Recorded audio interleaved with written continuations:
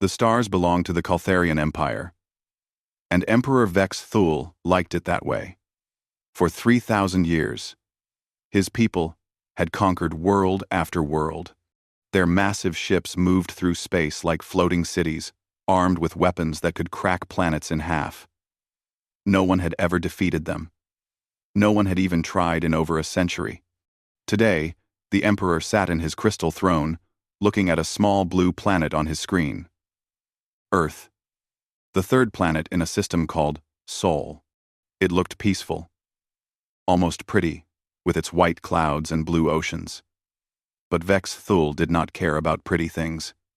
He cared about adding new worlds to his collection.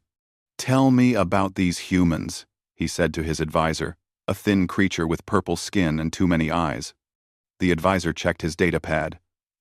"They are very young, my emperor. They only learned to fly between stars 200 years ago. Their technology is basic. They use chemical rockets and simple fusion power. No shields, no real weapons. They have maybe 200 ships total." Vex Thul laughed, a sound like breaking glass. 200 ships? We have 50,000 in our third fleet alone. This will be easier than crushing insects. Yes, my emperor.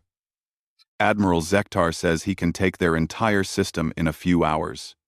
Good. But first, send them the usual message. Give them a chance to surrender. I want to see how these humans react to real power. Far away, Admiral Zektar stood on the bridge of his flagship, the World Breaker. It was 5 kilometers long and carried enough firepower to destroy small moons. Around him, the Third Conquest Fleet stretched across space like a metal ocean. 50,000 ships, from massive dreadnoughts to swift attack cruisers. Each one was bigger and stronger than anything the humans had ever built. Zektar was old, even for a Caltharian. He had conquered 47 star systems and seen 100 species kneel before the Empire. These humans would be no different. If anything, they seemed weaker than most. Their ships were tiny metal boxes held together with primitive technology.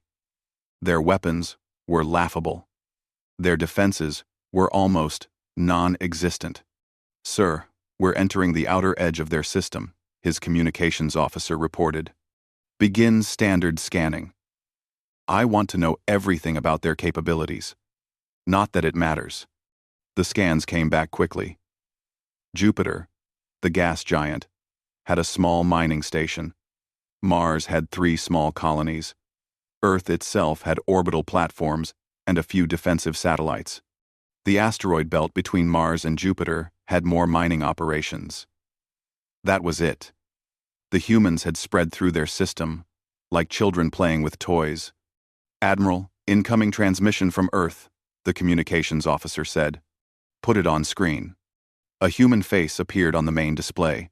It was a woman with gray hair and worried eyes. She wore a blue uniform with strange markings. "I am Admiral Sarah Chen of the Earth Defense Force," the woman said. "We know you're there. We're scanning your fleet.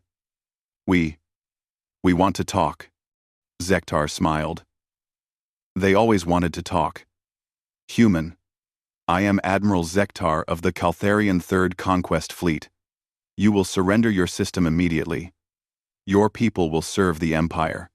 This is not a request." Admiral Chen's face went pale. "We're a peaceful people. We've never attacked anyone. Surely we can reach some agreement. You have 1 hour to respond with total surrender. If you refuse, we will demonstrate the cost of defying the Empire." Zektar cut the transmission and turned to his weapons officer. "Target their colony on the moon they call Europa. Prepare a demonstration shot." Meanwhile, on Earth, emergency meetings filled every government building. Admiral Chen sat with the world's leaders in a bunker deep under the mountains. The news was bad. "How many ships did you count?" asked President Martinez. 50,000, Chen replied. "Maybe more. Each one is bigger than our largest cruiser. Their weapons." She shook her head. "We've never seen anything like them." "What about our defenses?" We have 200 ships, maybe 300 if we count everything that can fly, against 50,000. She looked around the room. We can't fight them. Not directly. Then what do you suggest? We try to negotiate. Offer them something they want. Maybe they'll let us live if we're useful to them. But even as they spoke, Zektar was losing patience. The hour was almost up, and the humans had sent no reply. Time for a lesson. Fire, he ordered. The Worldbreaker's main cannon charged with power. Energy that could destroy cities focused into a single beam. The shot crossed space in seconds and struck Europa Colony. 20,000 people lived there in domed cities under the ice. They had families, children, dreams of exploring the galaxy. In one moment, they all became light and heat and memory. Admiral Chen watched the destruction on her screens and felt something break inside her heart. They killed everyone. Without warning. Without reason. Admiral, her communications officer called out, voice shaking. We're getting a message from the Caltharian fleet. Zektar's face appeared again, but now he looked bored instead of threatening. That was your lesson, humans. Surrender now, or every world in your system will share the same fate. You have no choice. But the Admiral was thinking of Europa's children. And the choice seemed very clear indeed. Even if they couldn't win, they could make the Empire pay for every life they took. Maybe someone else, somewhere in the galaxy, would learn from their sacrifice. Scramble all ships, she ordered. Every vessel that can fight. We're going to show these monsters what humans are made of. It would be hopeless. It would be glorious. And somewhere, in the darkness, between stars, something that had once been human heard the call and began to move toward home. The Earth Defense Fleet moved out to meet impossible odds. Admiral Chen stood on the bridge of her flagship, the EDF Valor, watching her ships spread across space. 200 vessels against 50,000. The math was simple and cruel. Her ships were good, built with human determination and clever engineering. But they were small compared to the Caltharian giants. The largest human dreadnought was barely 400 meters long. The smallest Caltharian destroyer was twice that size. All ships report ready, Admiral, her tactical officer said. Chen nodded. She had served in space for 30 years, but never faced anything like this. Send a message to all ships. Tell them we're not fighting for victory. We're fighting for dignity. For the right to die as humans. Across the fleet, captains and crews prepared for battle. They loaded weapons that seemed like toys compared to what they faced. They checked armor that was paper thin against Caltharian guns. But they did not run. That was not the human way. Admiral Zektar watched the human fleet approach and felt amused. Look at them. So few, so small. They must know they cannot win. Perhaps they hope to make us show mercy, sir, his tactical officer suggested. Mercy?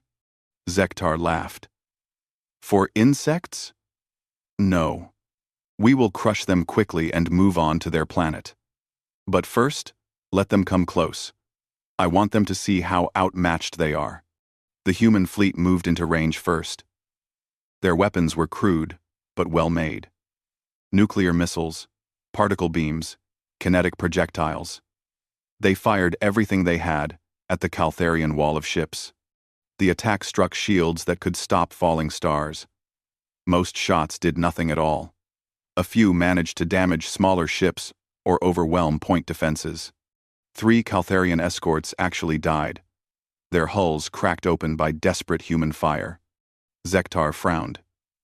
He had expected the humans to do no damage at all. Return fire. Destroy half their fleet. Leave the rest to watch. The Caltharian response was like a storm of light. Energy beams that could melt mountains reached out across space. Missiles filled with antimatter streaked toward human ships. When the barrage ended, 90 human vessels were gone. But the survivors did not retreat. They kept flying forward, still shooting, still fighting. One human cruiser rammed itself into a Caltharian battleship, its captain screaming defiance as his ship died in nuclear fire. The battleship survived, but it was damaged. Interesting, Zektar muttered. These humans fight well for primitives. Destroy the rest. That was when the deep space sensors started screaming. Something huge was moving in from the edge of the system. Something that made the sensors give readings that made no sense. The energy signature was bigger than a star. The mass readings kept changing. The speed was impossible. Sir, the sensor officer called out, voice high with worry. Something's approaching from galactic north. I've never seen anything like it. Zektar turned to look at the display. A single contact was moving toward them, but the numbers were all wrong. The computer kept trying to calculate size and gave up. The thing was big, maybe bigger than his entire flagship, but it was moving like a fighter craft. Too fast for something that massive. What is it? He demanded. Unknown, sir, but it's heading straight for us. And Admiral, it's broadcasting human identification codes. The thing that emerged from hyperspace was beautiful and terrible. Once, it had been a human ship called the Prometheus. Now, it was something more. Its hull had grown during 2 centuries in the deep dark, incorporating technologies that human science had barely dreamed of. Weapons that bent space itself lined its sides. Armor made from crystallized time protected its vital systems. On its bridge, Captain Elena Vasquez sat in a chair that was part machine, part living organism. She had been young when she left Earth 200 years ago. Now she was something else. Her consciousness expanded by contact with ancient alien knowledge. But she still remembered being human. She still loved the blue world, where she was born. Captain, her ship's artificial intelligence spoke in a voice like singing crystals. We have arrived. The Caltharian Third Conquest Fleet is engaging Earth Defense Forces. Casualties are severe. Elena watched the battle on screens that showed her more than light could reveal. She saw the brave human crews dying for their world. She saw Caltharian commanders treating the slaughter like entertainment. She felt something that might have been anger, if anger could burn like a sun. Open a channel to the Caltharian fleet, she ordered. Admiral Zektar received the transmission and stared at the face on his screen. It looked human, but something was wrong. The woman's eyes held depths that went on forever. When she spoke, her voice carried harmonics that made reality shiver. I am Captain Elena Vasquez of the United Earth ship Prometheus. You have committed acts of war against my people. You have 30 seconds to withdraw from this system. Zektar felt his jaw drop. One ship, one human ship, was demanding that his entire fleet retreat. The audacity was incredible. You must be joking, he said. I have 50,000 ships. You are one vessel, ancient by your design. You cannot possibly threaten us. 29 seconds, Elena said calmly. Zektar looked at his tactical display. The human ship was indeed old. Its basic design was from Earth's early space age. But something about it made his scales itch with worry. The energy readings were impossible. The ship's mass kept shifting. His weapons targeting systems could not get a lock. Sir, his tactical officer said quietly, I recommend we take this seriously. The readings we're getting don't make sense. Nonsense, Zektar snapped. It's one ship. One human ship. He turned back to the screen. You have 5 seconds to surrender before I blow you apart. Elena smiled. And for a moment, she looked like the young captain who had left Earth so long ago. Time's up. Lost. The Worldbreaker fired everything it had. Planet cracker beams that could melt continents struck the Prometheus dead center. For a moment, the human ship vanished in a ball of nuclear fire, bright enough to blind unprotected eyes. When the light faded, The Prometheus hung in space exactly where it had been. Admiral Zektar felt his blood turn to ice. In 3,000 years of war, nothing had ever survived a direct hit from his flagship's main guns. Nothing. Impossible, he whispered. Captain Vasquez appeared on his screen again. You had your chance, she said, and then she showed the galaxy why humanity's lost prototype had returned home. The Prometheus opened fire. What came from its weapons was not energy beams or missiles. It was something far worse. Reality itself became a weapon in Elena's hands. Space twisted around Caltharian ships like an angry fist. Time moved backward and forward in impossible spirals. The laws of physics bent until they screamed. A squadron of Caltharian destroyers simply stopped existing. Not destroyed, not vaporized, but deleted from reality, as if they had never been built. Their crews, their histories, their very atoms were erased from the universe. Empty space remained where proud warships had been moments before. Admiral Zektar watched his tactical display update and felt his mind struggle to understand what he was seeing. 20 ships gone in an instant. No explosions, no debris, just nothing. Sir, his tactical officer called out, voice shaking. We're reading massive space-time distortions around the human ship. Our sensors can't track it properly. It keeps phasing in and out of normal space. Another wave of impossible fire swept through the Caltharian formation. This time, an entire battle group vanished. 50 ships deleted from existence with surgical precision. The remaining vessels tried to scatter, but the Prometheus moved like liquid lightning, always in the right place, always striking first. Elena sat in her command chair and felt the universe flow through her consciousness. 2 centuries of wandering in the deep void had taught her many things. She had found the ruins of the architects. Being so advanced they had transcended physical form eons before the first star was born. In their abandoned cities between galaxies, she had learned to see reality as they did. Not fixed, but fluid. Not permanent, but malleable. Captain, her ship's AI spoke, the Caltharian fleet is attempting to retreat. Shall we pursue? No. Let some of them escape. The galaxy needs to know what happened here.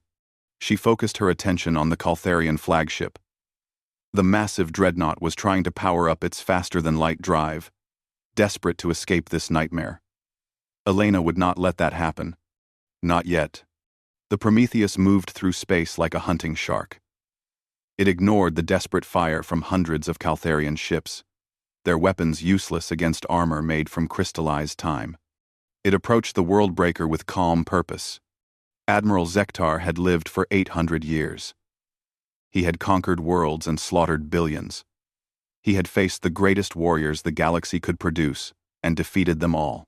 But now, watching this impossible human ship approach his flagship, he felt something he had not experienced in centuries. Fear. All weapons, target that ship. Everything we have. The Worldbreaker and its escort fleet opened fire with enough power to crack a moon. Antimatter warheads.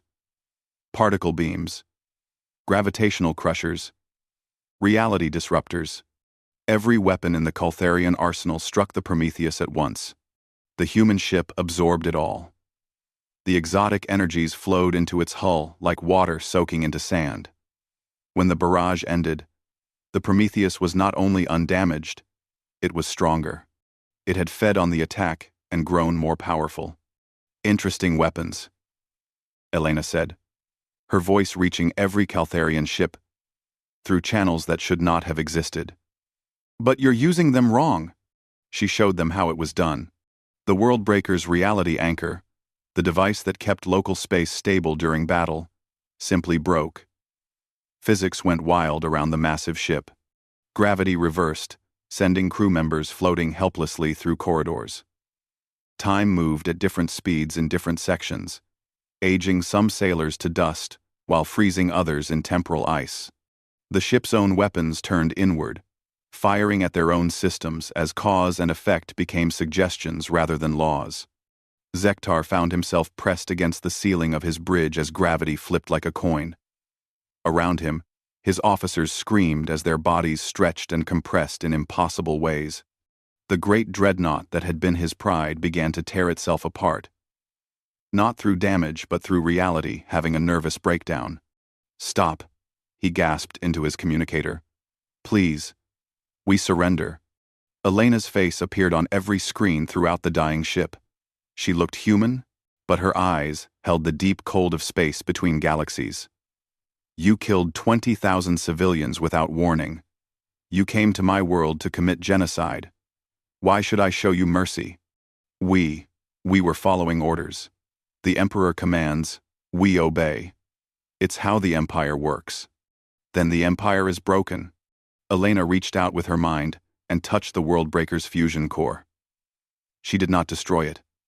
Instead, she changed it, converted its antimatter fuel to simple hydrogen, turned its exotic matter conduits to common iron. The great ship became just metal and air and dying dreams. Across the battle zone, the same transformation spread to every Caltharian vessel Elena could reach. Thousands of warships became scrap metal in seconds. Their crews found themselves drifting in space, kept alive by Elena's will but completely helpless. In 15 minutes, the Third Conquest fleet was gone. 50,000 ships reduced to empty hulls and scattered refugees. The survivors would remember this day until they died. They would tell their children about the human ship that rewrote reality like a poem. Elena watched the last Caltharian escape pods flee toward hyperspace and felt satisfied. Some would make it home. They would carry word of what happened here. The galaxy would learn that Earth was no longer defenseless. But as she turned toward home, she felt the weight of what she had become. The young captain who had left Earth 2 centuries ago was gone, replaced by something that could manipulate the fundamental forces of existence. She had gained the power to protect her people, but lost much of her humanity in the process.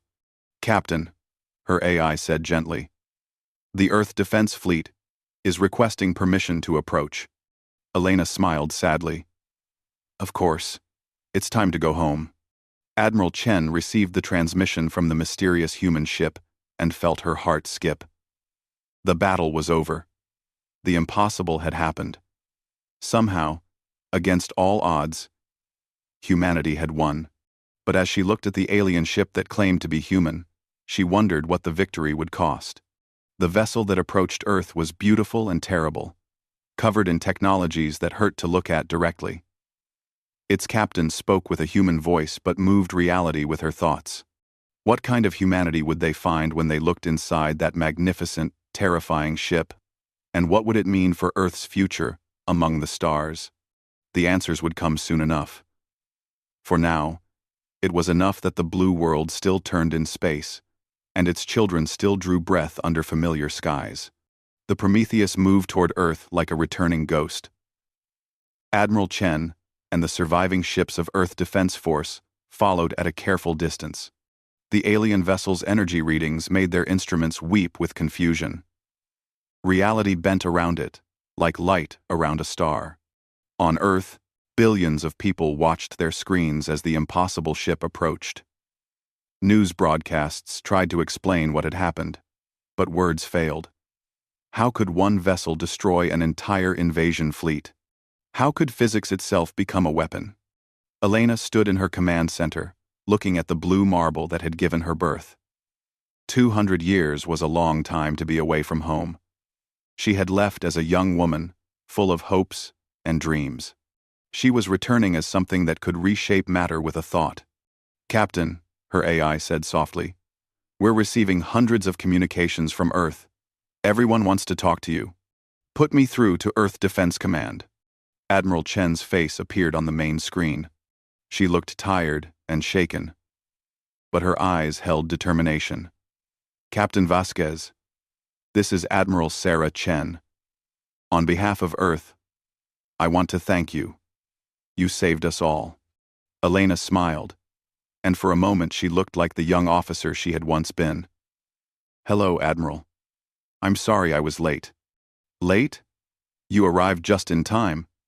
How? How did you do it? How did one ship defeat 50,000? Elena was quiet for a moment, remembering her journey through the cosmic deep.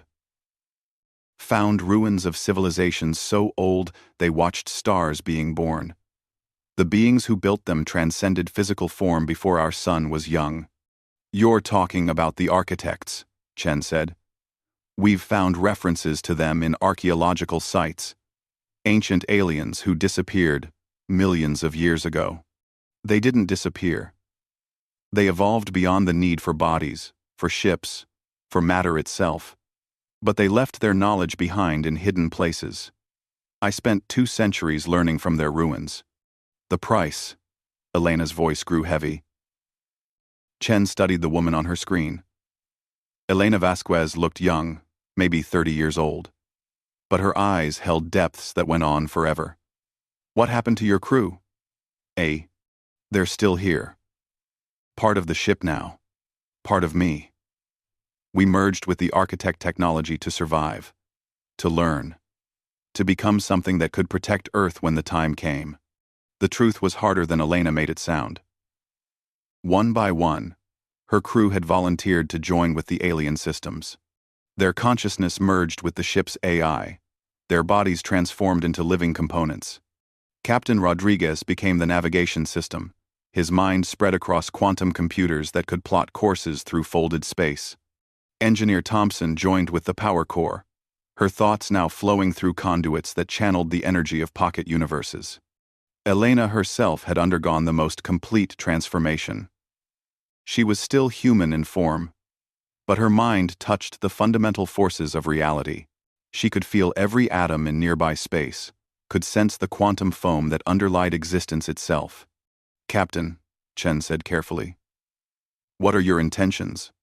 Are you here to stay? That depends on Earth. I came home to protect my people. But I understand, if humanity finds me difficult to accept. On Earth, emergency sessions filled every government building. President Martinez sat with world leaders in the same bunker where they had watched the invasion begin. The mood was very different now. We need to be careful, said Prime Minister Liu of the Asian Coalition. This ship has power beyond our understanding. If Captain Vasquez decides we're a threat, she saved us, President Martinez pointed out. If she wanted to conquer Earth, she could have done it already. That's what worries me, Liu replied. Power like that changes people. Look what happened to her crew. Are we dealing with a human who gained alien abilities? Or an alien intelligence wearing a human face? The debate continued for hours while Elena waited in orbit.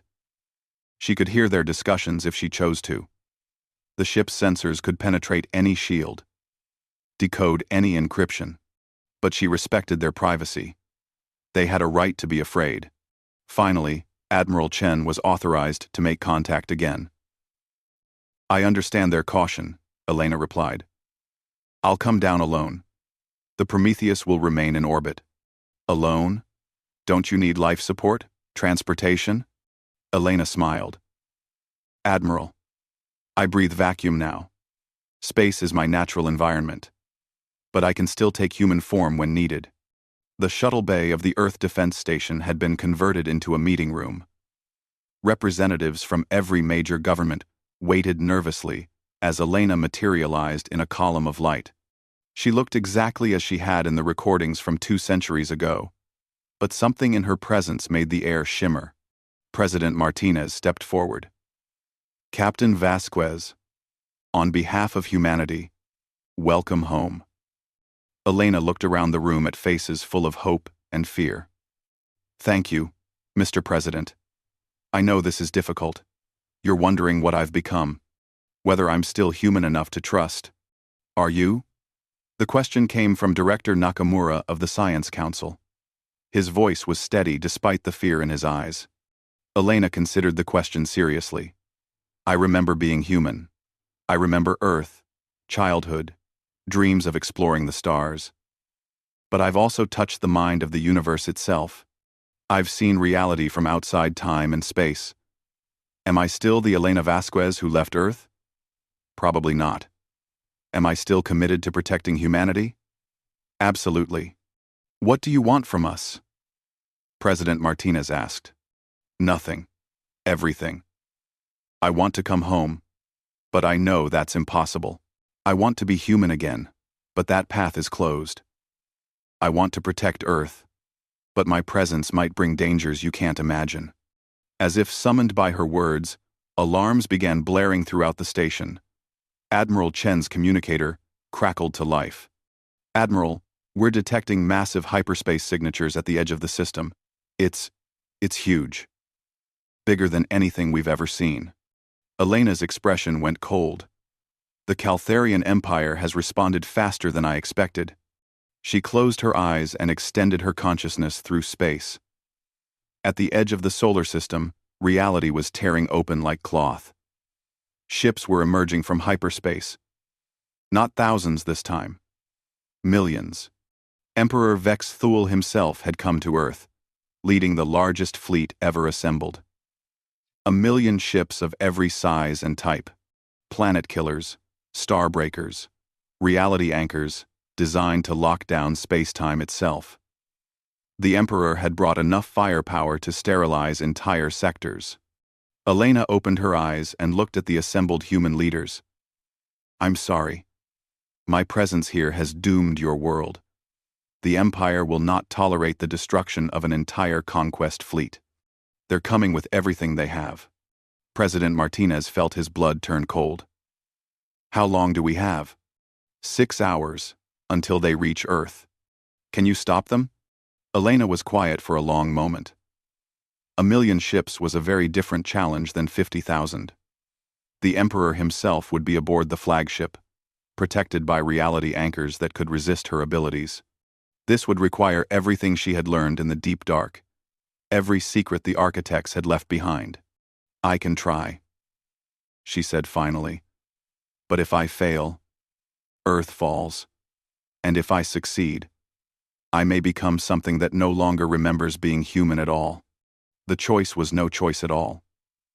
As alarms echoed through the station, Elena began to prepare for the battle that would determine humanity's fate among the stars. Emperor Vex Thul had ruled the galaxy for 1,000 years, and he had never been angrier. The destruction of his third conquest fleet was an insult that could not stand. Whatever had happened at Earth, it would not happen again. His flagship, the Eternal Dominion, was 20 kilometers of crystalline armor and impossible weapons. Around it flew the greatest armada ever assembled. 1,000,000 ships, each one a masterpiece of Caltharian warcraft. Reality anchors filled the fleet, devices that locked space-time into rigid patterns. No alien tricks would work here. My Emperor, Admiral Kethvar reported from the Fleet Command Center. We will reach Earth in 5 hours. All reality anchors are active. Local space-time is completely stabilized. Good. And the human ship? Still in orbit around their world. It hasn't moved since our arrival. Vex Thul smiled, showing teeth like broken glass. It's waiting for us.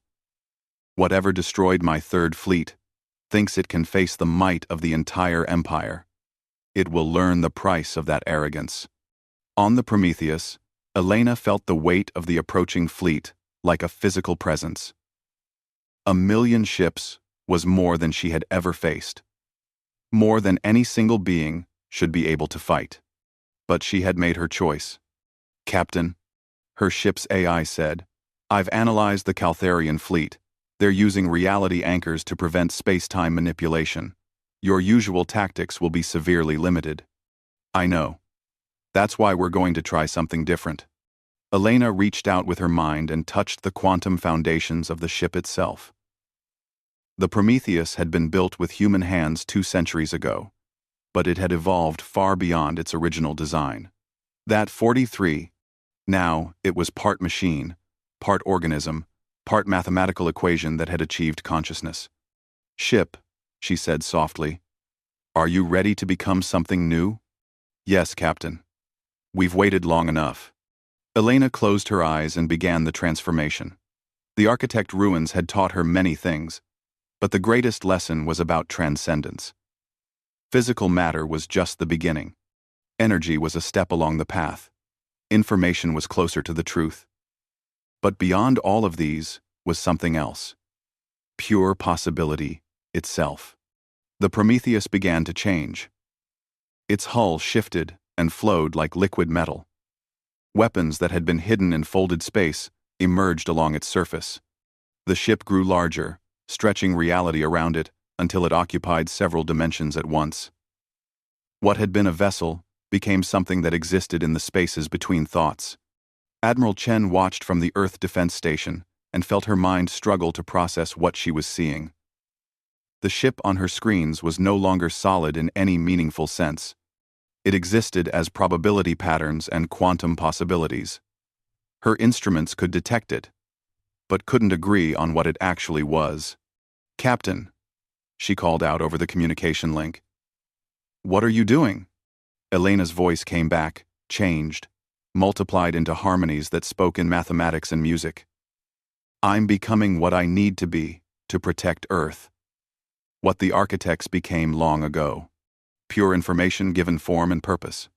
The Caltharian fleet reached the outer planets and began their assault. Jupiter's moons died first, their small colonies vaporized by weapons that turned matter into exotic particles. Mars followed, its atmosphere stripped away by gravitational weapons. The asteroid belt became a glowing cloud of superheated gas. Emperor Vexthul watched the destruction with satisfaction. "Let the humans see what happens to those who defy us. Continue to Earth." K. The fleet moved forward in perfect formation. Reality anchors kept space-time locked in rigid patterns. No single ship, no matter how advanced, could stand against this much organized power. The Emperor was certain of victory. That was when Elena struck. She didn't attack from normal space. She couldn't, with the reality anchors active. Instead, she reached through dimensions that existed only in theoretical mathematics. She touched the fleet not with energy or matter, but with pure concept. The idea of decay spread through the Caltharian ships like a virus made of thought. Their hulls began to age at impossible speeds. Their weapons rusted into nothing in seconds. Their crews found themselves growing old and tired as entropy accelerated around them. But the Caltharians adapted quickly. Counter-concepts flowed from their reality anchors, ideas of permanence and stability that fought against Elena's attack. The fleet's philosophers and reality engineers worked frantically to maintain their ship's existence in the face of weaponized entropy. "Clever," Vexthul admitted, "but not enough." He activated his personal weapon, a device that had taken 1,000,000 years to build. The universe cage reached out across space and tried to trap Elena's consciousness in a box made of crystallized time. If he could contain her thoughts, he could destroy her at leisure. Elena felt the trap closing around her mind and laughed. The sound echoed across multiple dimensions, a note of pure joy that made reality ring like a bell. The Emperor's cage was beautifully made and perfectly designed. It would have held any physical being, any energy pattern, any normal consciousness. But Elena was no longer any of those things. She was the idea of protection given form. She was humanity's love for its home world, expressed as mathematical truth. She was every dream of the stars that humans had ever dreamed, made real, and set free to defend what mattered most. The universe cage shattered like glass, its fragments scattered across impossible angles. Elena reached out and touched the Caltharian fleet, not with force, but with understanding. She showed them what they were fighting for and what they were fighting against. The Caltharian Empire was old and mighty, built on conquest and domination. But Elena was older. She carried the memories of the architects, beings who had watched the galaxy's first stars bloom into life. She remembered when the universe was young and full of wonder, before empires rose to strangle hope. One by one, Caltharian ships began to surrender, not because they were defeated, but because they finally understood what they were doing. They saw the beauty of the small blue world they had come to destroy. They felt the dreams of its children, the hopes of its artists, the courage of its defenders. Emperor Vex Thul watched his perfect fleet fall apart and felt something like wonder. "What are you?" he whispered. Elena's answer came not in words, but in visions. She showed him Earth's history, its struggles and triumphs. She showed him humanity's first steps into space, driven by curiosity rather than conquest. She showed him what the galaxy could become if empires learned to serve life instead of destroying it. The Emperor was old and cruel, shaped by millennia of war, but beneath the centuries of hardness, something human still lived. He remembered being young, before the weight of empire crushed his dreams. He remembered wanting to explore, not conquer. He said, his voice breaking. I had forgotten. The Eternal Dominion powered down its weapons. Across the fleet, other ships followed. 1,000,000 vessels hung in space, their crews weeping for reasons they couldn't name. Elena had not defeated them with force. She had reminded them who they used to be. Elena felt the victory like sunrise after endless night. But the effort had cost her more than she expected.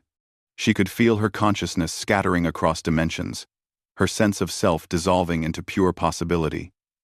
She was becoming what the architects had become, an idea without form, a dream without limits.